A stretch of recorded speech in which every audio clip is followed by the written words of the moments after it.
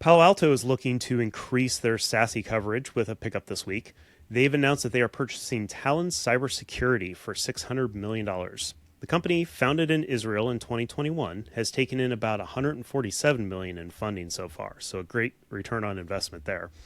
Their aim is to use an enterprise browser to raise the security posture of unmanaged devices to prevent attacks like data exfiltration. Talon Cybersecurity is going to be integrated into the Prisma SASE offering upon completion of the acquisition. Tom, is this going to be a good thing for the industry, or more consolidation isn't always the best thing?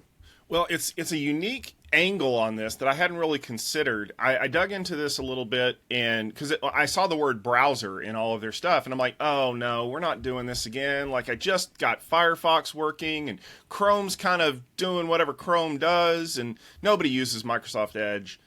To call this a browser is doing it a disservice. It is a security application that can also display web pages. When you think about the amount of stuff that we do on a daily basis that we can do in a web client, whether it's VPNs or secure web access or all of those things, I mean, we kind of retrofitted that into an application that everybody uses every day, because I would be willing to bet that the one application that everybody uses every day is some form of a web browser, whether it's, Microsoft Edge or Chrome or Safari or God, some people start using Internet Explorer.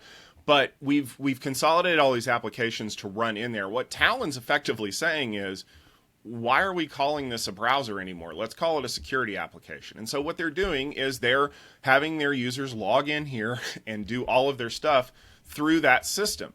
But because they control it, and because they can effectively, tighten the screws whenever needed, they can do some pretty cool things with it. Like make sure that malware and phishing tools can't run in it. They can be a lot more circumspect about it.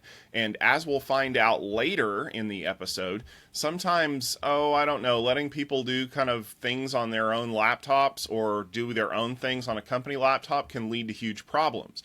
So by effectively telling your users, if you're going to use this laptop to do stuff, you need to be using this platform to do it, that gives them a huge advantage. And I think effectively what you're going to be seeing this is being used as a SASE portal.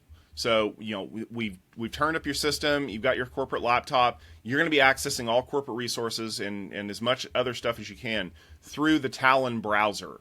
And then that way we can verify, you have, good connectivity, you have encrypted tunnels, you are not, typing your password in places that it shouldn't be typed in.